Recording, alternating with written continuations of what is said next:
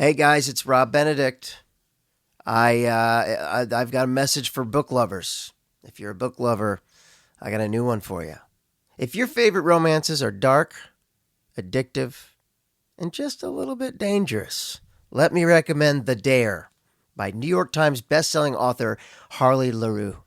Jessica was an untouchable prom queen. Manson was the outcast she made sure everyone feared. Years later at a Halloween party, one hot game of drink or dare and one impossible challenge forced them into a night that changes everything they thought they knew about each other. Whew! Titillating stuff, guys. If you love bully romance, enemies to lovers tension, morally complicated characters, queer representation, and stories that aren't afraid to explore the darker side of desire and devotion, this one is for you. This gorgeous new edition also features a full gold foil cover and an exclusive bonus novella, Ghosted, available in print for the very first time. Fun fact, The Dare became infamous after Amazon temporarily banned it for being too sexy, their words, helping cement Harley LaRue as one of dark romance's most talked about voices. It feels like this is the kind of book that would be a good recommendation for people who enjoy the fan fiction that I've heard so much about. Nevertheless, whether you're into that or not, I feel like you're going to be into this. It's The Dare by Harley LaRue. Available now wherever books are sold.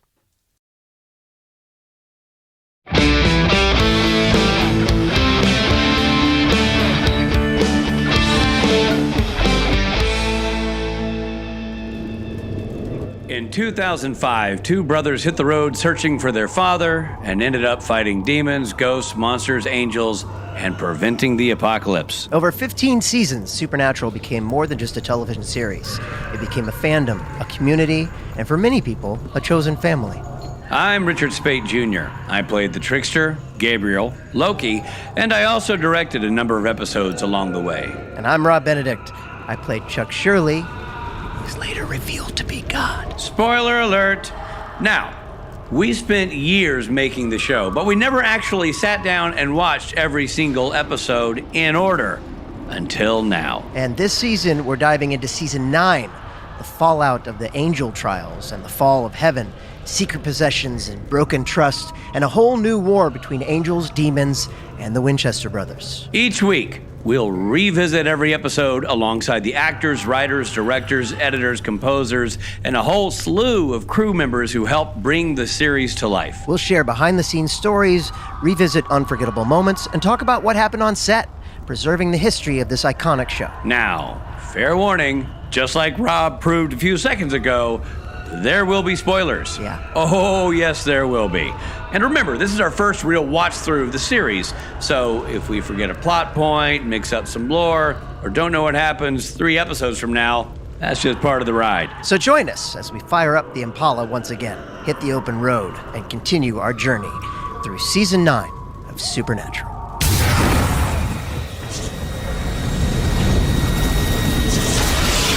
Hey everybody, this is Rob Benedict. And I'm Richard Speight. And we're talking about Season 9, Episode 12, Sharp Teeth. Am I the only one who thinks they phoned it in the titling of this episode? Yeah. There's no 1970s rock song called Sharp Teeth. No. There's no old movie from the 70s called Sharp Teeth. No. But you know what Sharp Teeth rhymes with? Shark Week. You think that's what they're going for? Yeah. Really? Yeah, they're huge fans of Shark Week. It never occurred to me until right now that that's what they're going for. Well, it's not what they're going for. I was just being silly. Oh, but you might be right. They usually have a point, a purpose, right? You think Sharp Teeth and Shark Week? Well, I don't know, man. I'm struggling to find the connection out of the gate. So I don't think so, but sure, why not? Nevertheless, it's called Sharp Teeth. Take the win, Robbie. Take the win. Great. It's called Sharp Teeth. And while you're at it, head on over to patreon.com/SPN then and now, where for just $3, you can buy the podcast art and logos to put on coffee cups, t-shirts, dog bowls, or etc. You know, $3 is half a cup of coffee, Robbie. For half a cup of coffee, you could put one of our logos on half of your cup of coffee. On your dog bowl. Or your dog. For some reason, you want to do that. Head over to patreon.com/SPN then and now and click on shop. All right, well, let's skip the titling of this thing, which is still in question, and move on to this. Maybe we'll come back. Maybe. We'll see. We'll see how the summary goes, Robbie. Do your thing. Okay. Sam and Dean visit the hospital after learning that their old friend Garth Fitzgerald IV has been struck by a car while investigating a series of livestock killings. Although we know that to be nonsense because we hear the growling and all the stuff of somebody who, in the teaser getting shot at. Yeah. And then we see that it's old Garth on the ground. Yeah, we know that he's into something. Something's shady. I don't know about you, but I was like, oh, that's right. He went werewolf. I did remember that being a thing, but yeah. I remember, I just know that we come on stage we play him on and off when he does his panels. Right. I'm talking about DJ Qualls here. And I remember sometimes hearing something about werewolf and going, wait, what? But now we know. Now we know what that's about. Now we know. Can't hide it from us. Not for long. No. Although the brothers are still emotionally distant after Dean's deception involving Gadriel, they agree to work the case together. Did you remember that they were going their separate ways? Did you remember that they were going to be not in the same car? I remember that there was, yeah. I remember they had beef, but I don't remember them saying, you go that way, I go this way. Where did Sam get that car? I don't know. That's what I'm saying. I paused it going, wait a minute, did I miss an episode? Sam's driving around this like really souped up car. You saw his car, right? Yeah. There's several scenes where he's got this car. Yeah, I know. No, that's my point of why I was confused. I'm like, I don't remember that part happening. Yeah, Dean was basically going to go his own way, and that's what they address at the end of this episode. But yeah. Here's the other thing. In the teaser, I like that they cobbled together all the scenes where they've mentioned Garth, but DJ wasn't actually there. You know what I mean? To sort of replay, to remind us who Garth is. You know, they're like, hey, did you talk to Garth? Hey, I heard Garth. Hey, I've got Garth on the phone. It was like all those episodes that Garth wasn't in, but they mentioned him. So yes, there's some emotional distance between the two brothers, but they agree to work the case together. Right. They slap Garth to wake him up. But before they can question him, Garth slips out of the hospital, prompting them to track him down. Yeah, he jumps up and gets naked and runs away. I don't know if he got naked. He's just basically what we call that pulling a Benedict. I don't know if there was nakedness. He was in his hospital robe. Dude, they find it. Remember, Dean goes, did he run off naked? Because they see the hospital robe on the street. Okay, fair enough. Look at me remembering a detail that Robbie didn't remember. Well, we don't see Where are your him dumb naked. notes now? We don't. Mofo. God, if mine are dumb notes, what are yours called? We do in our mind. We see him naked all the time. Phoning it in notes. But they're not dumb. You're like, oh, I took this one, and it's just like a scrabble. It's like a circle. It's a drawing of a wang. Yeah, exactly. And it says Garth over it. The brothers find Garth at his home, where they are suddenly attacked by a female werewolf. Yeah, they are. Garth quickly stops the fight and introduces the woman as his wife, Bess. Hello, my name is Robert. This is my associate, Richard. Months earlier, he was bitten during a hunt and became a werewolf. Ashamed and believing the Winchesters would kill him, Garth disappeared. Instead of turning into a monster, and this is why he wasn't in any of those episodes. It's not because they couldn't. He was too busy being turned into a werewolf. It's not because they couldn't afford him, or he was busy working on a different show, which is also true. But he was a werewolf. Well, believing that the Winchesters would kill him, Garth disappeared. Instead of turning into a monster who feeds on humans, he was taken in by Bess and her family, who were born werewolves and live peacefully among humans. Well, that's good. Yeah. Though skeptical, Dean reluctantly agrees to attend dinner with Bess's family while Sam continues investigating the recent animal attacks. Sam says they have met friendly monsters in the past, like your favorite, Amy. Oh, man. Yeah. I miss her. Although, I do remember one time an Australian couple really took issue with me for not liking Amy. Really? I mean, I was at a meet and greet with you, and they're like, I think he was with you, and they're like, we happen to love Amy. Love that storyline. It wasn't in Australia. It really resonated with us. Yeah. And they were like well-spoken, had a good argument. Yes. And afterwards I was like, hey, listen, I'll prove me wrong. You know what I'm saying? Like, I'm happy to. Also, sometimes we're going for the laughs a little bit, right? Sometimes we are going for laugh. But the Amy story was lamey. So I was going to say, sorry, Australian couple. Don't mess with Bess's family. Don't turn the dial, Australian couple. Come on now. Wait a minute. I was going to tell you something. Interesting family. Yes. Right? I mean, the whole thing. Yeah. I also thought it was trippy. They refer to themselves as monsters, which I thought was interesting. It was. Yeah. At one point, they're like, monsters. Blah, blah. And I thought, would monsters call themselves monsters? You know what I mean? Like I know. They're born and raised, like they weren't turned. They were born. Also, they're werewolves. Werewolves. I would be like, wolves aren't like, you know what I mean? They're werewolves, like monsters. It's like wolves are people too, kind of. But like if they were like really furry with like one eye in the middle of their head, like Monsters Inc., then I would get the monsters line. But they're right. Then you'd go have a monster, or like Grover. Grover's a monster. right. But then you go, I don't know. I felt odd that they were calling themselves monsters. That's my own thing. I agree with that. I felt like the mom in this family who winds up being bad, she seems familiar to me. Did she do a convention? She looked like Sam Smith to me. She kind of did. I mean, when she came on, I'm like, she looks like Sam. If Sam Smith had a sister, which maybe she does, but it looked like Sam Smith. Looked like somebody in the Sam Smith bloodline. I was like, wow. I feel like she's done a convention before this one. Oh, I don't know about that. I didn't actually feel like I knew her. Oh. I just felt like she had a familiar look. At dinner, Dean meets Bess's father, Reverend Jim Myers, and the rest of the family. They appear friendly, but Bess's cousins. I like the guy, by the way. He's good. Great. He was great. He was really great. And the castings were great of the entire family. They all looked werewolfy. I thought the mom was great. The Sam Smith. They all look like they could turn into werewolf. Like I believe that they were werewolves too. The double Sam. They appear friendly, but Bess's cousin makes subtle threats that reinforce Dean's distrust. Wait, Bess's cousin? The two dudes. Oh yeah, those dudes. Because they're sitting there looking creepy. Those two. Yeah, dudes. they blew it. They blew it. It's always the big dumb cousins. Dean notices they all wear silver bullets around their neck.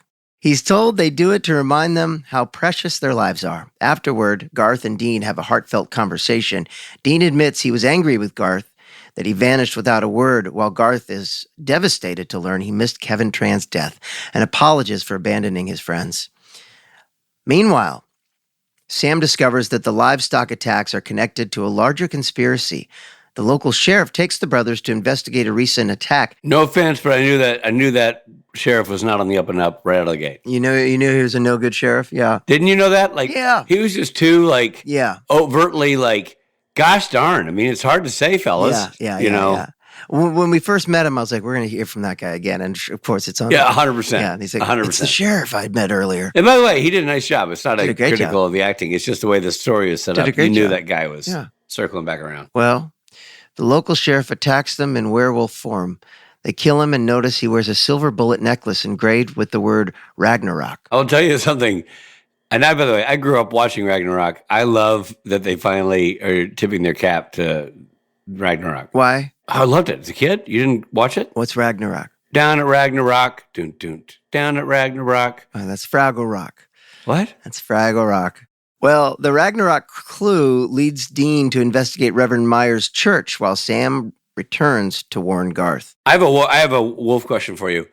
Can they ever do that wolf thing in secret, or do they have to stand perfectly still and let the hand grow? It's so obvious. There's no turning into a wolf in secret, Wait, what do you mean? They're like, and they're they do it kind of it's very performative. Oh, yes. They don't do it in the back seat and then leap out like Superman. They're like, hold, I think everything's good, guys. Just give me 1 second. Row you are in rubble. Yeah. Yeah, it wasn't your typical. I thought for sure we'd see someone as wolves, actual furry. I thought we'd see their face go. Oh yeah, like metamorphosize into a dog. Werewolf in London. Exactly. Research reveals that a faction within the pack secretly worships Fenrir, the monstrous wolf of Norse mythology, and believes that during Ragnarok, werewolves are destined to rule over humanity. Dean initially suspects Reverend Myers, but discovers he is innocent. Instead, the true conspirators are Bess's stepmother and her cousins, who reject peaceful coexistence with humans. They kidnap Garth, Bess, and Sam. By the way, do you know the other time that Supernatural discusses Fenrir? Oh, where? It's we actually see Fenrir. Where? In episode 1320, Unfinished Business, directed by me. Really? So this isn't the last we've heard of Fenrir? No, we actually see him, Fenrir. Well, I can't wait for season 13 then. We get to see Fenrir finally in person. In the meantime, Bess's stepmother and her cousins kidnap Garth, Bess, and Sam, intending to murder Garth and Bess, frame the Winchesters, and convince Reverend Myers to embrace their violent ideology. But not before she delivers the monologue of monologues. Exactly. just to allow Dean enough time to arrive and stop the execution. Here's why I'm going to kill you. The reasons are 3, and they go thusly. 1, and let me state, this is number 1. Dean. Meanwhile, Dean covers a lot of ground to get there. Oof. But gets there in time, kills the werewolf cousins, while Bess's stepmother is shot during the final confrontation. Reverend Myers is left grieving both his family's betrayal and his wife's deception, but Garth and Bess survive. With the case solved, Garth offers to rejoin the Winchesters on the road, believing his werewolf abilities could make him a better hunter. Instead, Dean encourages him to stay with Bess and build the peaceful life he has found. Having seen firsthand that not every monster deserves to die, Dean embraces Garth and wishes him well. Yeah, I wish Gordon had such luck. Yeah, well, okay. That's several seasons ago. You got to let that go. God, get Gordon, though, dude. Gordon. But there's a hug there. We see Dunn. You know who's glad they didn't figure out for Gordon? Sterling K. Brown, who went on to have a big career in movies. Exactly. Who did not want to stay playing Gordon for the next 7 years. And then at the end, we've got a great scene between Sam and Dean. A lot of chit-chat. They prepare to part ways again. Dean explains that recent events, including the mark of Cain and Kevin's death, have made him question the black and white rules he once lived by. Sam argues that it is Dean who has changed, pointing to his choices to stop the trials and secretly allow Gadriel to possess him. While Sam agrees to continue hunting together, he makes one thing painfully clear. He no longer trusts Dean. The brothers drive off side by side, united as... No, they drive offside. drive offside. The brothers are offside. And that's a 10-yard penalty. And they lose 15 yards. Yeah, that's 15 yards. Or 5 yards, sorry, 5 yards. 5 yards, but it's still first down. The brothers are offside. Still first down. Well, the brothers drive off side by side, united as hunters, but divided as brothers. I got to tell you something. First of all, 2 things I want to say. Number 1, there's something I was confused by at the very last exchange of those guys. Sam is saying something, and he's like, you want to fight his brothers or hunt his brothers? All right. I didn't get that either. And he goes, you want to hunt? You want to team up as hunters? Great. But you want to be brothers? And then he just pauses, and he goes, well, those are my terms. I'm like, what terms? I went back and watched it twice. I'm like, yeah. What terms? There's no term. What's the second term? I mean, there was nothing. He put forth nothing that was a term, and they're like, well, those are my terms. Yeah, I didn't understand what that... I mean, obviously he was making some kind of point, but... Then I was trying to do the math. So they're just going to fight together as hunters and not be brothers? Not be related? Yeah, I don't know. Yeah. And then the other thing I was going to say,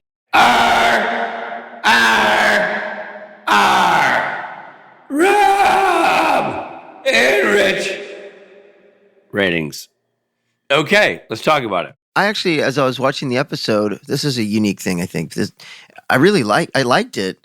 I thought Adam Glass did a great job at the writing. Yeah. I thought that last scene with the brothers was really great. Like I'm always amazed at how much they bring it. Yeah, and to your point, Rob, I want to point out that we just criticized that last scene. It made me feel like something was cut out. Like there was something that didn't make the final cut because that set up the term. Right, and they don't normally have that long of a talkie scene.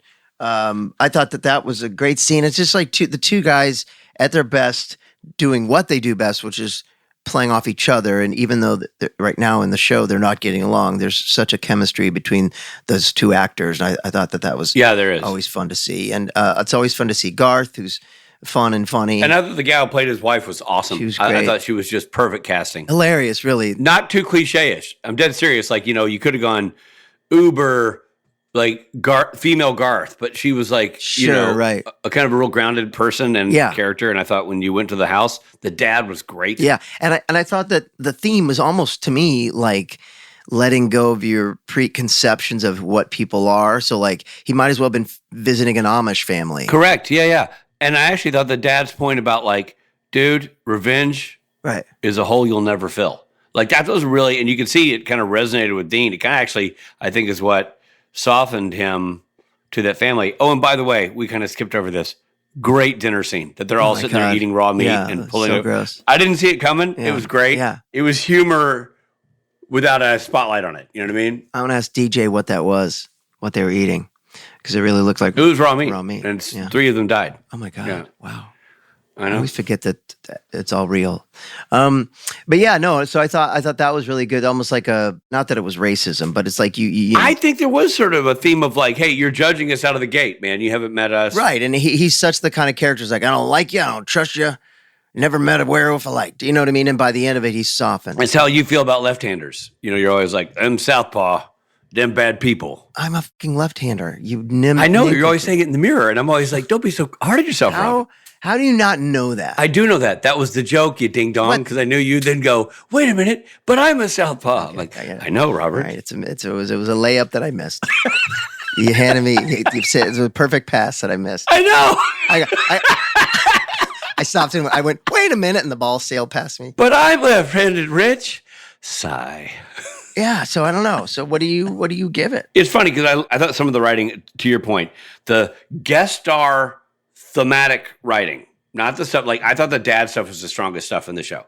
The idea, the whole concept of being born a wolf and exploring that was really interesting to me.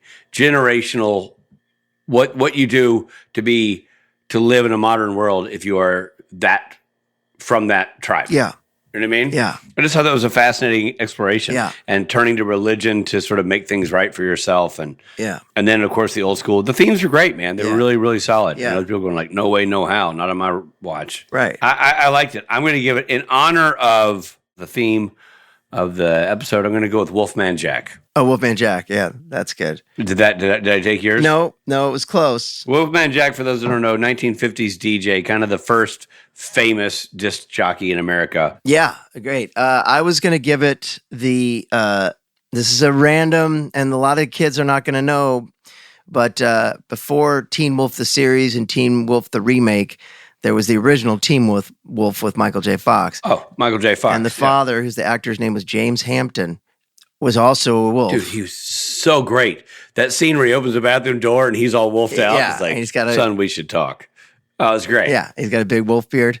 So the father in the original Teen Wolf, James Hampton, who passed away in 2021. Tip of the cap to James Hampton. I bet he didn't see this coming, especially if he's dead. But like R.I.P., in general, yeah. What did he pass away of? It didn't say. Just on IMDb, it says died in 2021. You know, if he was playing a father in the 80s, so he's probably had a lot of years. Yeah, that's awesome. And I like you say, like, yours is dated and kids won't know it. Unlike the way they lit up at Wolfman Jack. I have a feel like both of these were sailing over the tops of most of our audience. But nonetheless. I looked it up on IMDb, and there were like 3 Teen Wolves before the original Teen Wolf. Like, Teen Wolf to the kids today means something else. You mean after? There are 3 Teen Wolves after. There was a remake of the movie. There was a sequel. There was with Jason Bateman. Exactly. Then there was a movie. Then there was a movie remake. Then there was a series on MTV that was huge. The kids really liked that series. And then I think they made that into a movie because there's something called Teen Wolf, the movie. Oh, wow. Well, it's I want to, anybody who hasn't seen, if you're a fan of the old Teen Wolf, it's a little like watching Buffy the Vampire Slayer, the series, and then going back and watching the movie. They're very different. Right. But it's worth watching Michael J. Fox in that original Teen Wolf movie. Yeah. It's really fun. And the original Buffy, the movie, is a good movie. Yeah, it is. It's just tonally so different than the show. Totally. It's funny to see how different people perceive different material. Yeah. And Pee Wee Herman is in it. Well, Robert, those are good reviews. There's nothing to be ashamed of in this episode.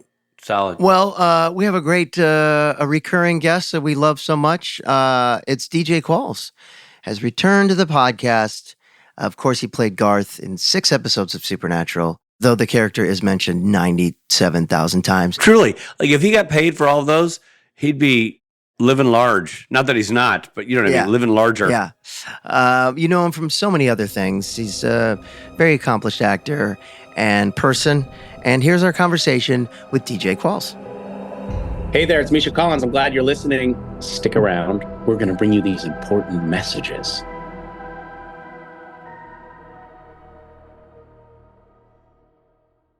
Hey, it's Richard Spate, and I'm going to tell you something. I love Wayfair.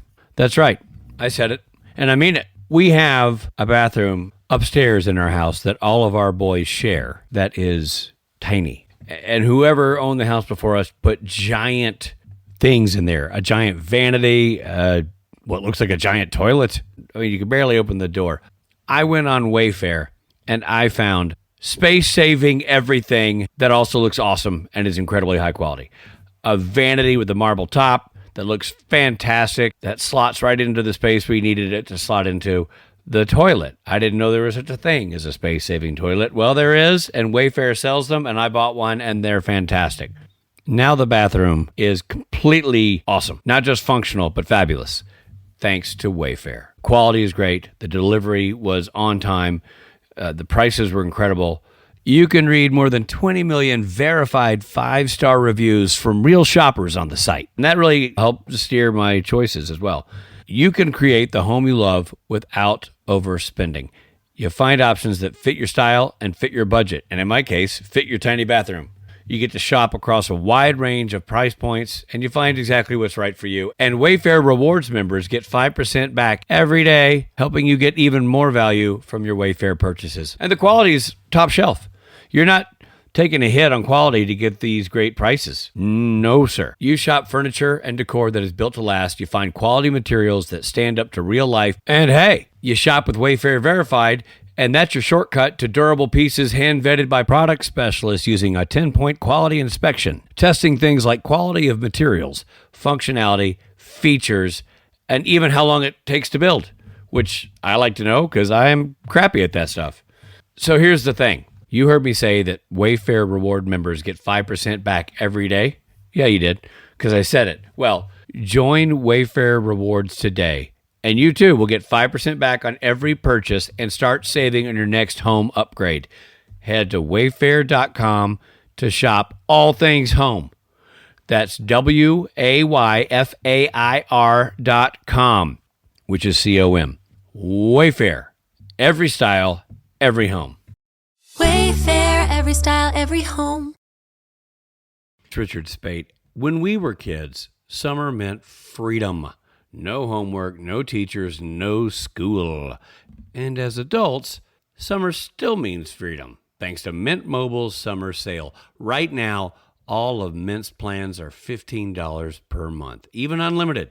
So free yourself from big wireless and their gimmicks and gotchas and switch to Mint for high-speed data and coverage on the T-Mobile 5G network. What's up, G? My sons love Mint Mobile. Why? Because I love Mint Mobile, and I'm the guy paying the bills. And I don't want surprises. I want surprises at my birthday party, maybe, but I don't want them on my phone bill. So Mint Mobile gives me what I want, what they need, and I know what I'm paying for. And that, to me, is chef's kiss. Mint Mobile took what's wrong with wireless and made it right with premium wireless for $15 a month. All plans come with high-speed data and unlimited talk and text delivered on the nation's largest 5G network. You can even bring your current phone and your current phone number. You choose from 3, 6, or 12-month plans and say goodbye to a monthly bill. Sign up online and get 3 months of premium wireless service for $15 a month. That is a latte. You know what I'm saying? No, actually, it's a little tay. Coffee joke. Listen, you're going to thank me. You're going to get great data, great coverage at a great price. So, to get your new wireless plan for just $15 a month, go to mintmobile.com/SPNTAN. That's mintmobile.com/SPNTAN. Cut your wireless bill to $15 a month at mintmobile.com/SPNTAN. That's it. There's no catch. You're welcome. Upfront payment of $45 for 3 months, $90 for 6 months, or $180 for 12 months. Plan required. $15 per month equivalent. Taxes and fees extra. Initial plan term only. Greater than 50 gigabytes may slow when network is busy. Includes up to 20 gigabytes hotspot. Capable device required. Availability, speed, and coverage varies. See mintmobile.com. Hey, guess what? We're back.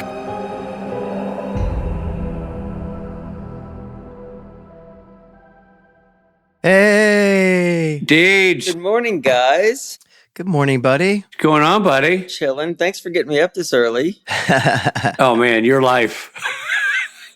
That little peek into the window. I don't have children. I know. That's what I'm saying. I say it with envy. But hey, DJ, it's always fun to see Garth back on the scene. Thanks for having me back, guys. I had a great time with you last time. And I realized through being on this podcast, like what an amazing thing this is for the fans, because they hear all the stuff behind the scenes. And it reminds us of so many things that we've forgotten about. Yeah, totally. It's an oral history. 100%. And DJ, I know that you and I had this conversation, and I think Rob was maybe briefly a part of it, but when Rob and I interviewed you last time, Rob and I got off the interview and finished the podcast. And we're like, man, it was so great to actually get to know DJ more than we know him as an individual, us, not just for the fans, but like we got some of your OG origin story. And I remember telling you that, like, I think we were on the cruise. I'm like, dude, it was such an eye-opening conversation. It was a great interview. It was fun for me too.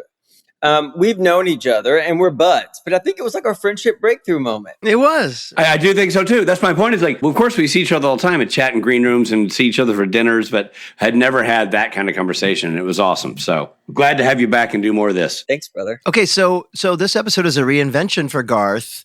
What was your reaction when you found out that you were actually now a werewolf? I was so pissed. Yeah. So this all started because you know how Supernatural works. They're like, we're going to use you in this many episodes between this date, and those dates are 7 months apart. Right. And so Right. I found out that I was going to be a part of the Man of Letters storyline well in advance of it, but they couldn't tell me when those episodes were going to be. And so I booked Man in the High Castle, and I had to take it. I mean, it was Ridley Scott for Amazon, and they offered it to me. And by the way, you're so good. I know Rob's heard me say this so many times, but Man in the High Castle, I came late to the party. My wife and I watched every episode, and we just finished, not that long ago. Because one of these conventions recently where I saw you, I had to get my picture with DJ to send to my wife. Do you realize how my wife, Rob, JC likes nothing. She found something she liked. She likes nothing. And she loved Man in the High Castle. that made me feel 10 feet tall, dude. Well, good. And believe me, if you knew my wife better, you'd really like. But it's so funny because it's so after the fact. It's like you going, have you guys heard of this band Led Zeppelin? Yeah, Yes. I know. We're late to the party. That's how I consume media in all ways. Like, I'm mad about things that happened 10 years ago, and there's Right. nobody to talk to about because it was hot 10 years ago. Well, like we are about finding out that Garth is a werewolf. We're like, what? Murphy Brown had a baby? Who shot JR? I'm sorry. I digress. Go ahead. So I was like, oh, cool. But then I booked Man in the High Castle, and then it was July, and I was up visiting Ty in Vancouver, and I went to a wine tasting. And so I'm at the wine tasting, and I was pretty lit up. And so Adam Glass calls me, and he said, "Are you sitting down?" And I'm like, "No, I'm not." So it was like, "Well, sit down." And so I went outside with a glass of wine and a plastic cup. I was on Seymour and Smythe at Uva Wine Bar. Oh my And- God. I know Uva. That was my hotel bar for a long time. And then I sat on the curb like Britney Spears circa 2007 when she was at the gas station drinking my wine. And he was like, "We're turning to a werewolf." And I was like, "You're going to kill me. You're going to kill me because I'm no longer available to the show." And he was like, "No, we're not going to kill you. We're going to be able to ride our way out of it." And I was like, "How? Dean is going to kill me. There's no way forward here." And I was like, "Just tell me now." The worst thing to happen to an actor is to be involved in something that you love. It's like that thing when you're babysitting somebody's cat and the cat dies on the first day and you don't want to break the news. So you're like, "The cat died out." That is an analogy everyone can relate to. Thank you. Cat's on the thank roof, you for yeah. bringing it back to something. Yes, I didn't want it to be slow played. I was like, "Just break it to me honestly. Are you going to kill me?" And he was like, "No, we're not going to kill you." And so I was like, "Okay, fine." Then why'd have you sit down? Because I feel like I'm on your side on this, DJ, by the way. If somebody says, "Are you sitting down?" Yeah. That's never a good thing. Exactly. It's never like, I think it was like he was being funny, but I think also I loved being a hunter, but also maybe he thought I would think it would be exciting to play a werewolf because I never get to play those types of characters. I don't know. Right. Plus, I was like 19 glasses of wine in because I think spitting Right, out right. wine is a waste of other people's labor. Right. you were a And- magnum deep. Yeah, exactly. And then I was like, I came to terms with it well in advance of filming, but the real problem was the scheduling because I was on another show. So Man in the High Castle was in the future. Like I was on another show currently that was wrapping up called Legit. What is that one? It was a show on FX starring Jim Jeffries. Huh. Okay. Yeah. Oh, that's how you know Jim. Yeah. And so I had to be there. I was a regular on the show. I was in every episode and pretty much in every scene. And so I was like, well, I don't know how we're going to schedule this out with y'all.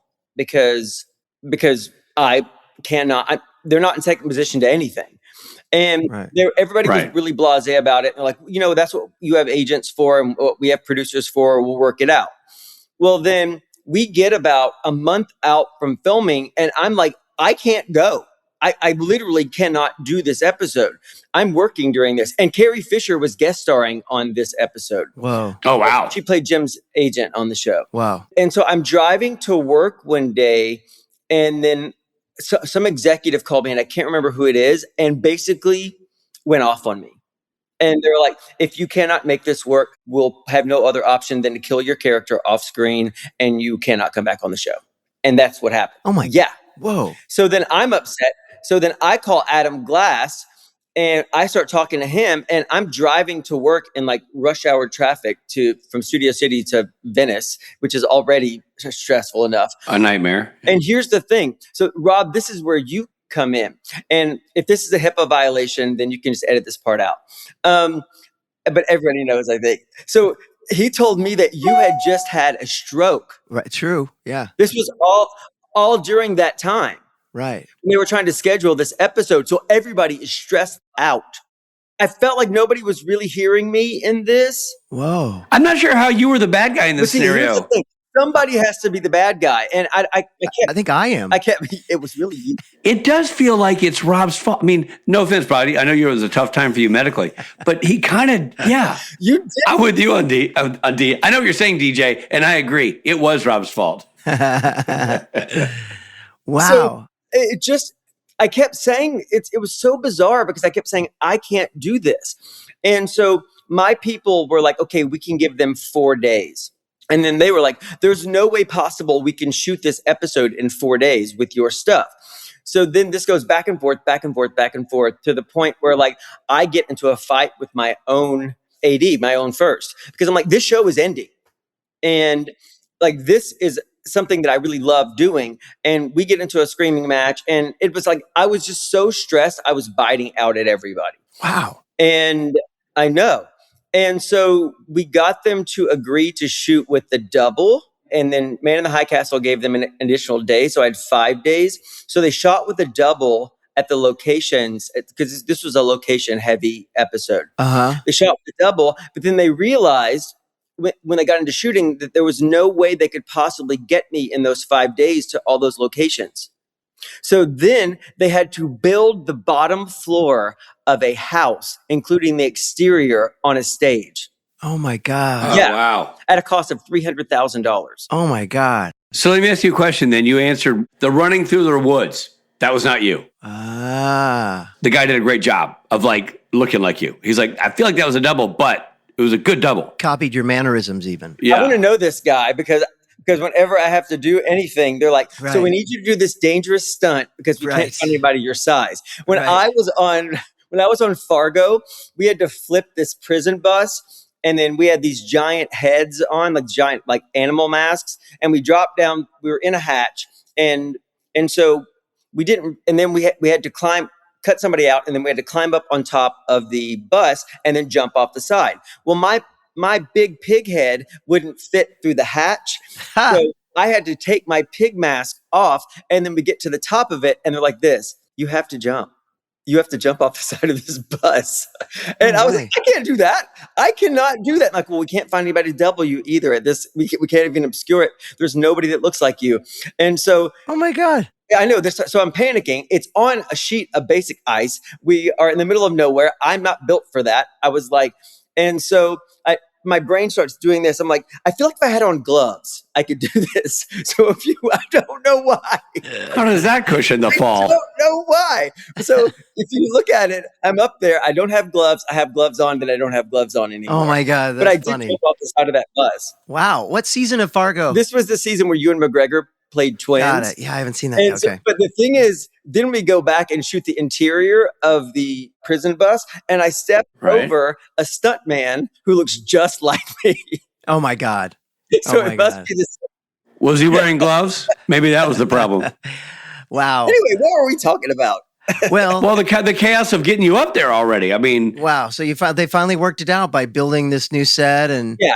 So they build this new set, but I had to make the last flight out of Los Angeles, and our day was running late. And thankfully, we were shooting near the airport. Our main sets were in Venice. And this is no word of a lie. I start panicking because, like, I have to get out of there. They hired security escorts with lights to get me through it was rush hour. And Wow. yeah. And so I had to get up because I had to fit all these things. And like, you have to be on this flight. Because you know how production is. They're like, okay, we'll let you have this, but if this doesn't happen, Totally. we are real upset. So Yeah. You owe us the money. last flight that they was available for me to get on, for everybody not to lose their shit on me, was this one flight, and I could feel it every moment. And no word of a lie, Carrie Fisher helped camera move across to do my coverage. Like she was moving camera equipment for me. God. Wow. That's awesome. Act. Wow. Anyway, I made that's the amazing. flight. I get there and like I'm already nervous. And the thing that people don't really understand, even though this is also my home, Supernatural is also my home, I'm also playing in somebody else's yard. Sure. And- yeah. Yeah. Oh, Yeah. And I have a lot of dialogue in this. So like, you know, I have my side pages and I'm going through it. Like, and I walk in and I can't remember which AD it is. And I wouldn't want to say who it was anyway, but one of our two ADs who I love very much, we all did, yelled at me. Yeah. Oh, Man. Held me responsible Dude, for all of this stuff. Yeah. that's crazy. Like I had all this Wow. stuff because everybody was so frazzled by Rob Stroke. Yeah. I mean, Rob's Robbie, again, all fingers point to you. yeah. And I can't, I'm sorry. And of course, they called Rob and they said, Rob, what do you have to say for yourself? And at that point, he couldn't defend himself. It's all because of you refuse to take your omega fatty ones or whatever they're. Yeah. So that's crazy. You know, I have to say though, DJ, you know, sometimes I think we do our best work when we are overworked and frazzled and everything. And the work you're doing in this episode is really good. And it's because normally when we see Garth, there's a lot of humor. We're doing the sort of the goofy guy, but like this, you had to root this in reality and play the reality of I'm a werewolf now and managing the friendship with with the brothers. I thought it was super well done. Like some of your best work. So much. Thank you. It was. Yeah. The thing is, I really, when we got into the meat of it, really, really, really loved it. I loved what they wrote. I loved how just impactful it was, and it told a lot about who Garth was still as a human being. Yes. And his capacity for love, and how elastic his capacity for love is, and how much he loved Dean. And I think we find out that Kevin died in this. Yeah, you do. I find out he died. Yeah. Hey there, this is Richard Spate, and I hope you're enjoying this episode, but we need to pull over for a second for some messages.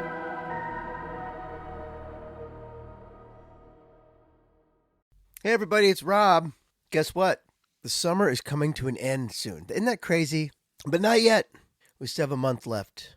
But August is the time to start thinking about having a clothing reset before fall. That's why I love Quince.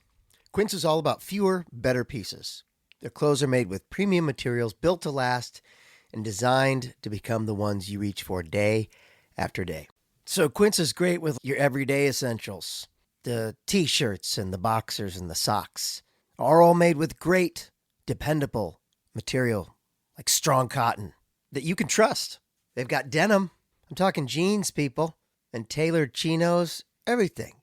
You want to go nice cash, walk into that Labor Day party and go, hey, what a summer we had, hey guys? Quince is the place to go for that. You want swimsuits? Quince. I just got one myself. The great thing about it is that it's priced 50 to 80% less than similar brands because they work directly with ethical factories and cut out the middleman, so you're paying for high quality, not brand markup. I'm loving my Quince stuff. I love this swimsuit. And I also bought just a nice, clean, white shirt. Just a lightweight cotton shirt. You can also get linen. I love this place because it's great quality. The prices are insanely good. And you're getting quality materials. Quality threads, as the kids say. And it's not just clothing. Quince has become my go-to for everything. From hotel quality bedding, which I love because I go to hotels a lot, and bath essentials to premium cookware and travel must-haves. So upgrade your everyday. Download the Quince app for app-exclusive offers or go to quince.com/STN. Get free shipping on your order and 365-day returns. Now available in Canada and the UK too. That's quince.com/STN. Hey everybody, this is Rob Benedict. I've talked about it before, but I'm a big proponent of therapy. Talk therapy, it's always good to talk to someone, whether you've gone through a bad breakup or a bad situation with your family, or you're just feeling kind of blah. Or maybe you're feeling great, but you need someone to talk to. Therapy really works. It's always worked for me. It's nice to have someone to talk to who you don't know outside of this once a week, once a month, once every other week session. And they can just kind of be a sounding board and offer good advice. I've always loved it. It's been beneficial for me. The one sticking point is when it comes to insurance, because I don't understand insurance. It feels sometimes like insurance, it doesn't feel like you're getting a good deal. The bill comes, and that's why I need another therapy session to deal with the bill. That's where Rula comes in. Rula does things differently. They partner with over 100 insurance plans, making the average copay just $15 per session.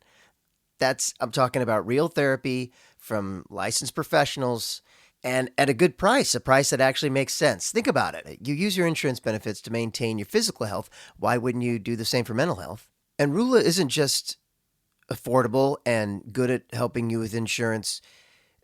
It's an experience tailored around you. They're finding you the exact right person for you, not like the first available, but they consider your goals, preferences, background to provide you with a curated list of licensed in-network therapists who are actually aligned with what you need, because they know that finding the right therapist can make all the difference. No wait lists, no frustrating back and forth. Rula makes it easy to find a mental health provider and get you an appointment as soon as tomorrow. Because why wait? If you need some help or you need someone to talk to, start now. Rula makes it easy. You got in-network covered care for most major insurance plans. This average copay of $15, but depending on the benefits of your copay, it could be as little as $0 per session. That's $0. With Rula, you can find the right therapist for you. Rula partners with a network of over 15,000 therapists and psychiatrists nationwide to find exactly the right fit for you based on your preferences and requirements. And it's true end-to-end care. Rula is committed to supporting you all the way through, making sure it's a right fit and it stays and it sticks. Rula's there helping this happen. They've got a dedication to quality care and therapy progress. They're committed to seeing you through and helping you succeed. And Rula will support every aspect of your health journey, from therapy to medication management. Bottom line, Rula's making it easy for you to get the care you need. Thousands of people are already using Rula to get affordable, high-quality therapy that's actually covered by insurance. Visit rula.com/supernatural to get started. After you sign up, you'll be asked how you heard about them. Please support our show and let them know Rob sent you. That's rula.com/supernatural. You deserve mental health care that works with you, not against your budget.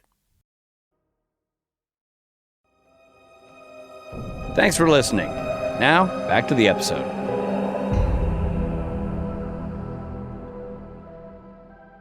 Legend has it that you got to keep one of the bullet necklaces. Is that true? I took it and they made me send it back. Shut up! So What? weird about Dude. props. Dude, this is the Taco Bell of They this were episode. so Now we're weird really getting about to it. props on this show. They really were. They weren't. They weren't made of silver or bullets. They were plastic. It was, I pulled one out of a bucket full of them to put mine on. And I walked out with it and they were like, no, we're going to need that back. And Oh my I was God. like, How did they know you took it? You got to tell me I that. told somebody. I don't know. Sure. Because you didn't think it was a big deal. You're like, yeah, I grabbed one. I don't know if I did this segment once on Conan where I did this movie with Queen Latifah, and I took these $15,000 sneakers because it's in my contract that I could keep them. Well, one of the producers wanted them, so to make sure that I could have them, I went on television wearing them and then told them I stole them from Queen Latifah. So maybe there was a little bit of that in there. I don't know, but I was like, I probably went around telling people, "Do you like Supernatural? Here's a bullet." I don't know. Well, they sold my hunter coat at the yard sale without giving me first dibs, and that's something that I can't get past. If anybody out there has my hunter coat, I will give you a lot of money for it. I loved that coat so much. What kind of coat was it? Was it like a green hunter coat? And I just a barn jacket we type all thing? Wear. And it really broke me. And I asked for it, and they said they couldn't release anything until the show was completely wrapped, even though I was wrapped. And here's the thing. My chair back went missing for 5 years. And completely gone. And they we can't find it. And it was because Kelly pulled it to give to me one day. And Kelly and Maura, the last time when we were in Vancouver, said, "Come down here." They came to our hotel and they had it in a package for me, and I cried.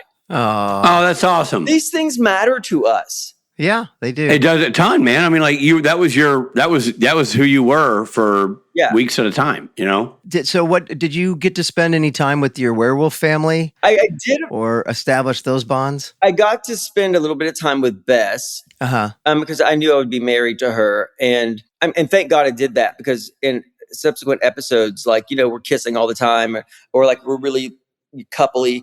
Okay. There's an episode where we have to slow dance in the background, and we'll get to that in another podcast episode. Okay. We just slow dance in the background for 3 hours. Wow. It was so uncomfortable. We're in the window like this. Oh my gosh. Yeah, it was pretty. That's hilarious. The funny thing was, at this point, I knew Jared and Jensen pretty well. And, somebody filled up my trailer with fart spray once. And I hate mayonnaise more than life. And somebody put it behind my trailer handle door. Of course they did. Sealed, and it got all over my hands. And, oh God. And you know what, that kind of stuff. Yeah. So I was always a little, weary of them. Now, is that Jared? I don't know. Huh. No one ever owned up to anything. Okay. I mean, it kind of Jared. if I were, that would be my first stop with the police. You know what I mean? But so I get there for I think it was the first day. And I was shooting at night it was when I got hit by a car. They find me hit by a car. And there's a leather gimp suit in my closet. And I think it's a prank, so I don't put it on. About 2 hours later, I'm laying on the ground shivering. And they're like, "You didn't put on that oilcloth thing?" I thought it was a prank. It didn't even occur to me that it would go under my costume. Oh my God, that's hilarious. Yeah. No, there's no way. And anytime there's pranks, I mean, I guess it's brotherly love. It's an expression of. The thing is, they could never get me to break on camera, because I knew once once I start laughing, it's very hard to get me to stop. As a matter of fact, it's one of my biggest fears that one day something's going to be so funny to me that I'm going to suffocate. Well, you're working with the right two dudes right here. You're safe. We live in a laugh-free environment. What about the dinner you have? Was that what were you eating? Do you remember? It was the worst. So it was way worse than the French toast scene in Road Trip. Way worse than any time the Hot Pockets in the core. Anytime, wow. I mean, as you guys know, anytime you eat on camera, it's pretty tough, right? Yeah, yeah. So they made these gelatin cow hearts, and they're this big. Whoa. But a great name for a band, by the way, the Gelatin Cow Hearts. And there was salt on them, because I guess they needed salt on them to get them out of the mold. So they were salty gelatin cow hearts. And the more you chewed it, the bigger it got. So I stopped eating it. And the director was like, "Nope, you have to swallow that. You're on camera." We were literally dipping the bread into the fake blood and going, "Oh my God, we're vegan werewolves." And he was like, "It looks real fake."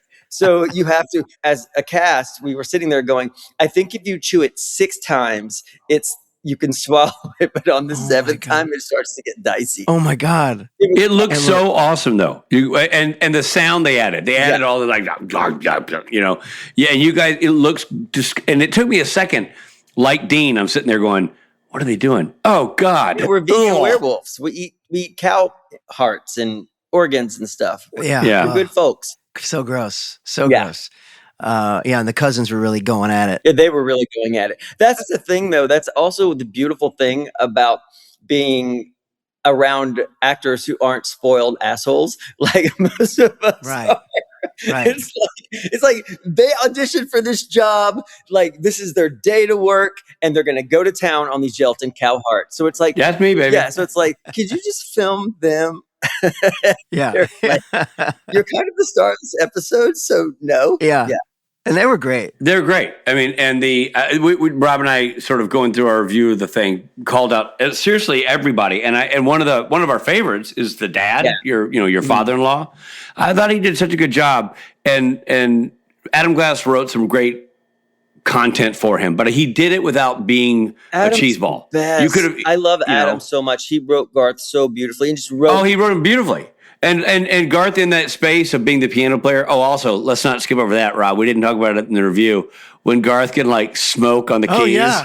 Added that little jazzy end. Also embarrassing as hell. They didn't deaden those keys.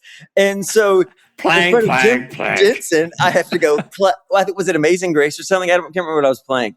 But like I was playing some bringing in the sheaves. Yeah, Yes. so I was playing something and Jensen was like, like I could make commentary because he knew it would be edited out. But like it was, I was sitting there going clang, clang, clang, clang. Why would you that me? That's hilarious. Well, you sold it well, and it's a great. It's again, like I said, it could have been John Showalter directed it. John Showalter, who's one of the staples of the series, love John, and he could have leaned in and he could have leaned in making it comedic, that family, and he didn't. And I think he did the right thing because we felt like it was real. Felt like Garth was in a safe space with real people who cared about him. The gal who played your fiance was great, or your wife. The mother-in-law was great. The dad was great. And to that point, the dad had, what was her name? Sarah Smith. Dude, that's a trip because she looks like Sam Smith. I literally said in a review she could be Sam Smith's sister. Yeah. That's a trip. All right, go figure. You're talking about the woman who played your mom or Bess? Wife or the stepmom? Bess. Okay. Oh, no, that's not. We thought the stepmom looked like no. Yeah, Sam Smith. We're talking about my wife. Okay, but Sarah Smith did a great job. So all that to say, what the dad says, Adam's great writing was delivered really well by that actor because it became a commentary on the dangers of revenge that was really pointed to Dean and the sort of tolerance and acceptance. And for you playing the role of a guy who also, you were a Dean, you were a guy who was killing werewolves, and now you are having to adapt to that. Even though maybe you didn't want to be a wolf, that had to be an interesting sort of balance to strike as an actor. It was interesting because also at that point, I wasn't out yet either. And so like all of these things about acceptance and what... Oh, in your personal life, in DJ's... Oh, yeah, I mean, I was out in my personal life, but not my professional life. Right. Gotcha. That didn't happen until a couple of years later, I think. A few years That later. was like 2020, 2019. I remember that. I think I remember the year of this episode that we shot it, but I don't want to be mathed that right now because... It's 2014, I think. Okay. Because my stroke, I remember that it was that... I'm keeping track. It was beginning of 2014, I think is when this aired. So yeah, that makes all the sense with the two shows too, because one ended during that time and one began. Right. But I was also dealing with that, and I really was at peak. I don't want to hear this. I don't want to hear comments at work anymore. Like I don't want to hear getting my bagel and hear somebody drop a bunch of slurs. I got to this place of just I don't want to do this anymore, and reading that, we're all dragging our stuff behind us in everything that we do. And when you read something that reflects like the fear of something you love no longer accepting you about something that you cannot change. Right. It's almost like, is this the universe? Like talking to me directly in my ear right now? Yeah. For real, it felt like that to me. Well, I think it was talking to a lot of people, and that's a compliment to Adam's writing. It had a very... Like that's, as a viewer, I was like, man, that's well delivered, but also really well written on the page. This speech. Well, whether or not Adam knew consciously what he was writing, he was, sometimes I feel like the writers are writing because they know something that's going on in our lives. You know what I mean? Yeah. Sometimes they touch on something where like zeitgeisty stuff or a feeling. Yes. Or, it's Alex Calvert actually wrote a pilot for me recently. That's nice. And it's gaining a little traction. He's shopping it around. And, but it's really well written. First of all, Alex Calvert is a good writer. Great. But there were things about me that he knew from proximity to me that he put into this character that were the most random things that I was like, I never told you that. And I know Adam Glass well, I mean, off camera as well. And Sure. do you know that Adam is Anthony Anderson's like best friend? No. Oh, yes, I did know that. I did not know that. I was on a flight recently with Anthony Anderson, and he was like, "Let's call Adam Glass." I'm like, "What?" Wow. I know that because we've interviewed Adam a couple of times, and he's referenced that relationship. Yeah, they're homies, best homies. That's awesome. Yeah. That's awesome. Small world. Yeah. Very. So looking back now, how do you feel like this episode contributed to your legacy? Do you know, because obviously it's a big change that was unexpected for us not knowing watching the show, and you were already this established character, part of the family, and this was a big sort of curveball for your character. He's still in the family, but with this added baggage. How do you think, and how have fans responded to it? I remember one moment in the episode where basically Garth makes a case like, I can still do this. I can still come and help you guys. I can still be one of us. And he was like, I don't want that for you. You have this. And I think it was maybe the first time that we saw that there's life beyond this, that you don't have to do this, that you can retire from this and go find your own version of happiness. Right. That said, a couple of years later, I really wanted to go back to hunting. I missed it. I missed killing bad things. It's fun. Sure. Yeah. And so I wrote the producers an email. I probably had a couple of drinks too, saying, okay, I have the perfect idea to bring Garth back and let him hunt again. We have to kill Bess. Poor Bess. Your friend from Sorry, the set. Sarah Smith. Turned on your friend from We the just set. talked you up and now wished your demise. Well, no, it's because there's no way in the world that we've set up and the person we set Garth up to be that he would ever go back to hunting and risk his life now that he has children and a family. But if he could avenge, Right. And they were like, no, we're not doing that. We'll see you later. It's like you didn't listen to the father at dinner. And he said, no revenge. So in that last scene not last scene, but the scene where stepmom got you guys all tied up and Garth starts to flip. I thought we were going to see you full on wolf out. So did I. I thought so because I had been, when I got there, they had measured my mouth for like teeth and all of this stuff. And that happens in subsequent episodes in varying stages. It's a mixture of CGI and practical. Okay. Like later when I drink Michael's Grace, that's a lot of practical stuff. But the thing I didn't realize is that wolfing out of costume is so embarrassing because like what people don't realize when they're watching the show, there's like 200 people on the other side of those cameras. Like somebody's carrying like a pole and like putting up lights and doing stuff. And so wolfing out without the effects, and if you don't go for it, it won't edit. So it looks like this. Right. Not like that kind of stuff. Hold on real quickly. Let me give a note to Trey and Steve. Put teeth and claws on DJ right as he does that. I want to see fangs. Do you know what claws. I mean? Yeah. Yes, I do, dude. Well, I mean, isn't that the case for anything? And like, now let the demon out, and you're like, like you just have to do all this weird crap that looks like nothing. Exactly. But if you don't commit to it, you look bad. You look even dumber. Yeah. Yeah, and it won't cut well. So you have to commit to whatever they say do. Oh, I just had a flashback about this episode that we have to address. I had to be in front of Jared and Jensen in my underwear. Those built guys, I was in complete denial about it, much like the people who were scheduling this episode until like the day that it happened. And then I get to work and there is a pair of boxer shorts underneath my hospital gown. And I'm like, is this a prank? At some point, this gown's coming off and I'm going to run out of here. And Jared and Jensen are going to see that. And they did. Well, they seem to have survived the experience. We got to see your legs, as you got out of the bed with your hospital gown on. Yeah, we got an eye full of those gams. Those gorgeous Qualls legs everyone's always talking about. But hold on, we didn't finish the wolf out part because you thought you were going to wolf out. I'm watching. I'm thinking you're going to wolf out. Do you know why they didn't have Garth go full wolf for that scene? I don't know. Maybe because they spent $300,000 building. That's where they cut the budget. Floor of a house, and they're like, enough.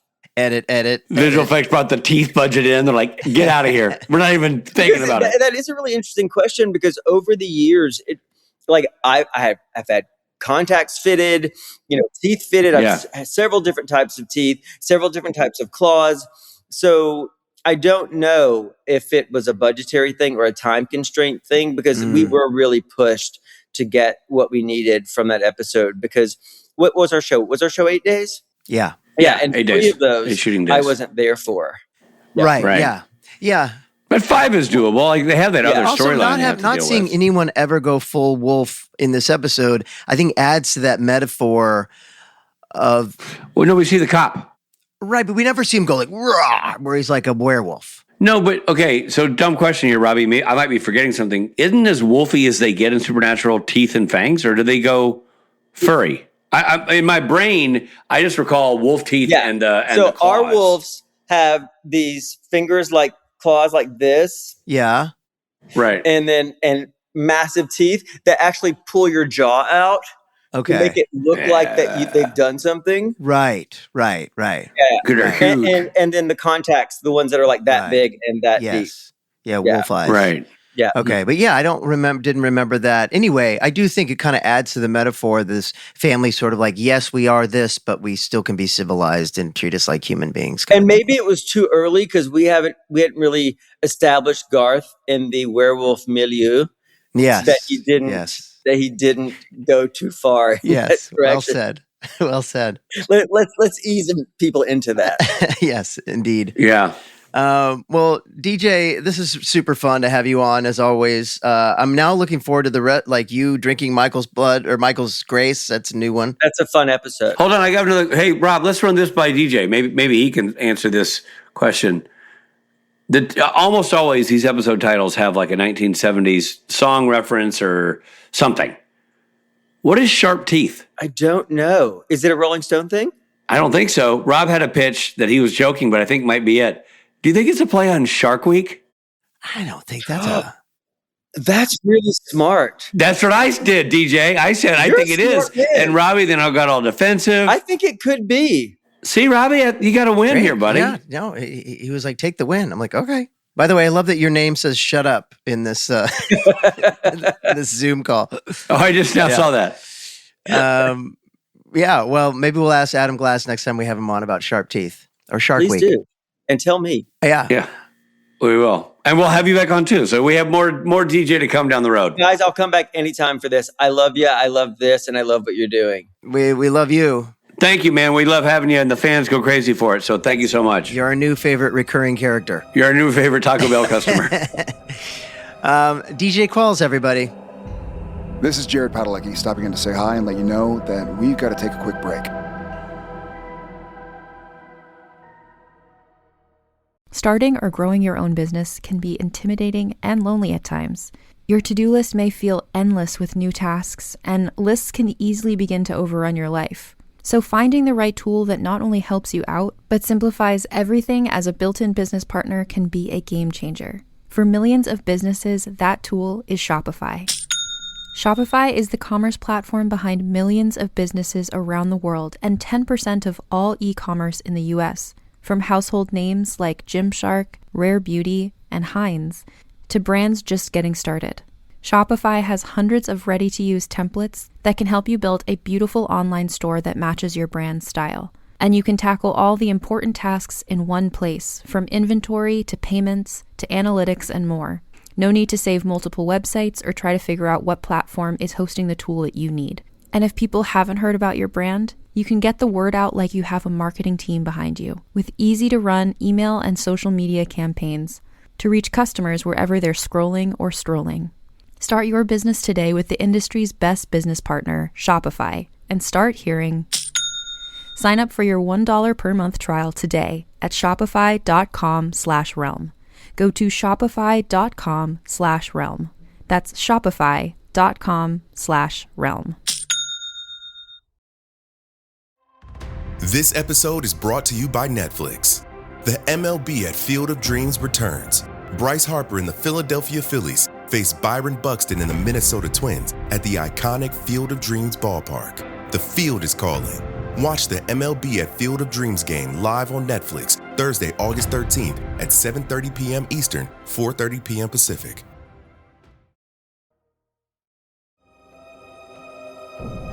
Thanks for listening. Now, back to the episode.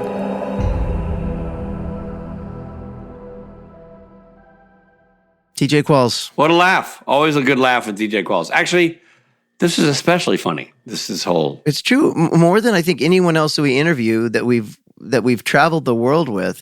We know DJ. We talk to him all the time, but every time we have him on and we really get to focus on him, it's illuminating. I mean, we've been toasting it with DJ for years now. Yeah. Years. I remember in England probably 15 years ago. But we're still learning new DJ factoids. Exactly. In fact, I have something to add to the question list for next time. What does DJ stand for? Ooh. Let's get to the bottom of that name. Yeah. He's always great to have on the show. He's just a super energetic, fun, funny guy. Anyway, finally, we're to a segment we call mythology. Wait, we call this mythology? Well, then let me hit the button. Mythology.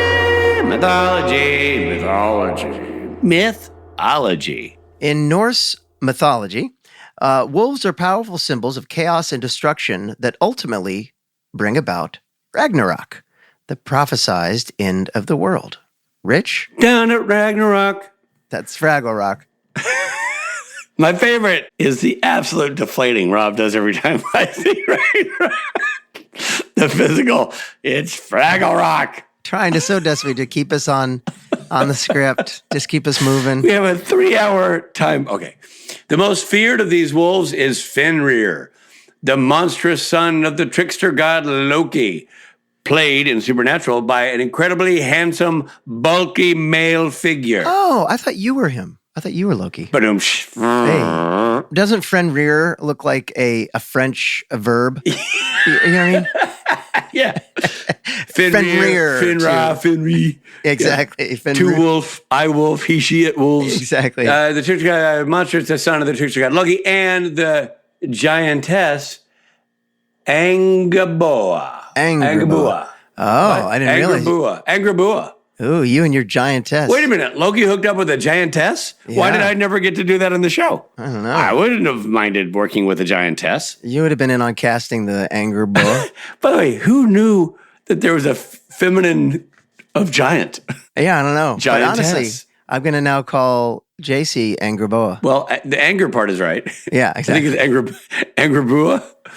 Angraboa and Richard Speight, everybody, announcing us to the party. Yes. The gods, fearing a prophecy that Fenrir would one day destroy them, tricked him into being bound with the magical ribbon Gleipnir. However, Fenrir breaks free from his prison and unleashes devastation across the 9 realms. Not the 10th realm, just the 9 realms. Je Fenrir, the 9 realms. Je ne sais pas, the 9 realms. During the final battle, he fulfills the prophecy by killing Odin, swallowing him whole. Well, like many of them did with the gelatin meat. Yeah, that's a lot of jokes there that I'm not going to make. 2 other wolves, Skull and Hattie, also play key roles by finally catching and devouring the sun and the moon. Thanks a lot, guys. Plunging the world into darkness as Ragnarok begins. Dang, it's Ragnarok. If you're still with us, these wolves embody the inevitability of fate in Norse mythology. Despite the gods' efforts to prevent the prophecy, the actions they take to avoid it help ensure its fulfillment. This legend is first mentioned in the Norse mythology poems Völuspá and Vaprun Ismal from the 10th century. So well done. So well done. And apologies to our Norse big listeners. Big apologies to all of our Norse listeners. But Tusen Talk for sticking around for all of that. And now it's time for our Fun Facts Fun facts, fun facts, fun facts. The congregation of werewolves is singing the Southern gospel hymn, Bringing in the Sheaves. The song was sung by Lefty Enright, played by Dennis Hopper, in the 1986 film The Texas Chainsaw Massacre Part 2. Also sung in churches all over the world. Yeah, you know that song? Yeah. Bring in the sheaves, bring in the sheaves. We all rejoice in bringing in the sheaves. What's a sheave? What? What's a sheave? Sheaves the wheat. I think it's like bringing bounty in. I think it's farming, It's such a classic. Even though I'd never heard it before, it just feels like such a classic hymn. I remember seeing like Ned Flanders and his children singing it on Simpsons. Right, Like you're right. It's It's like a go-to Americana, heartland, evangelical hymn. Sam uses the alias Agent Perry, which could be a reference to Aerosmith guitarist Joe Perry, Journey frontman Steve Perry, or cartoon platypus legend Perry the Platypus from not Ren and Stimpy. What's it called? Phineas and Ferb. Phineas and Ferb, that's right. Or all three, or any kind of combo. And this is here's a fun fact. This is the shortest fun facts I think we've ever had. We just got 2 of them for you today, folks. Just those 2. And the 3rd that I just made up. Well, I mean, hopefully there's more bloopers. We're saving room for the bloopers. We're saving room for the bloopers. That's right. Robert, great work. I just want to say right now, professional to professional, this is a solid episode for you. Thank you. Thanks so much. Well, I mean, sharp teeth. You to solve the sharp teeth mystery right out of the gate. Yeah. I'd like to thank both Besses and Bess's asparagus.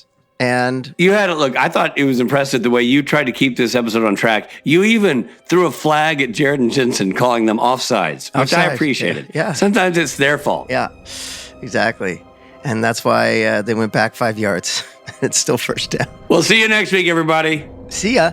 This episode of Supernatural features Jared Padalecki as Sam Winchester and Jensen Ackles as Dean Winchester. Guest stars include DJ Qualls, Sarah Smith, Tom Butler, Eve Gordon, Matt Hamilton, Adam Lulliker, and Peter Benson. Sharp Teeth was written by Adam Glass and directed by the show, John F. Showalter. You know what? F. Showalter. You know what I mean? Yeah. Editing by James Pickle, music by Jay Gruska. Still photographer was Katie Yu. Executive produced by Robert Singer and Jeremy Carver. Supernatural was created by Eric Kripke. This episode originally aired on January 28th, 2014. This episode of Supernatural Then and Now was hosted and executive produced by Richard Spade Jr. and Rob Benedict. Produced by Stephen Hine, written by Stephen Hine and Haida Holscher. And edited and associate produced by a fella called Trey Booty. Down at Trey Booty! Down at Trey Booty! Music provided by Tim Wynn. This episode was recorded with the help of Sonic Fuel Studios. This podcast is from Story Mill Media. Follow the podcast on Instagram and YouTube at SPN Then and Now. And become a member of the podcast to get early access, chat rooms with other podcast fans, and video interviews at patreon.com/SPN Then and Now.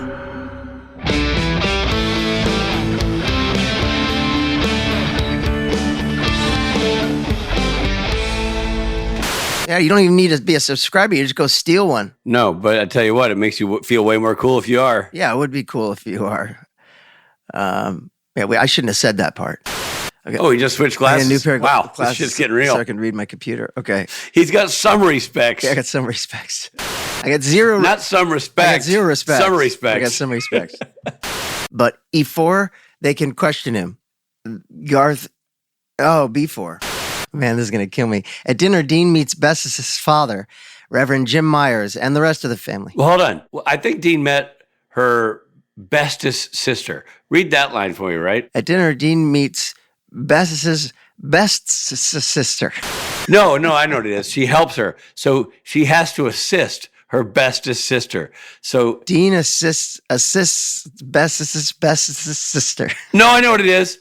There's an outbreak of asbestos. And what happens is he assists Bess and her bestest sister in asbestos. So Bess is asbestos. You do it. Dean assists Bess's sister's asbestos issue. Ragnarok. Like you're making up words. From Rags to Rock, the Dwayne Johnson story. What about Bess's asbestos? What's with the complete lack of bloopers in the podcast anymore? All I listen to are our bloopers. And I know that you and we all screw up a lot more. They're not in there and I went anymore? to the bloopers last night, and the Tim Amundsen one, there's like one tiny little blooper. What? And same thing last week. What? No blooper. What? Like one bloop. Come on. And this thing is a treasure trove of bloopers. Yeah. So I'm making it known publicly. I object. I want more bloopers. It's an insult to how bad we are. AI can't take Steve's job. AI can't F up a document like Steve. We got a flag, 5 yards, brothers are offside. You looked up so fast, I thought your toupee was going to fly off your head. That's all the time we have.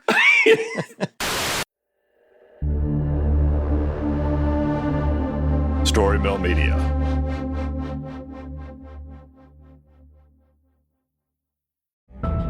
The war is over, and both sides lost. Kingdoms were reduced to cinders, and armies scattered like bones in the dust. Now the survivors claw to what's left of a broken world, praying the darkness chooses someone else tonight.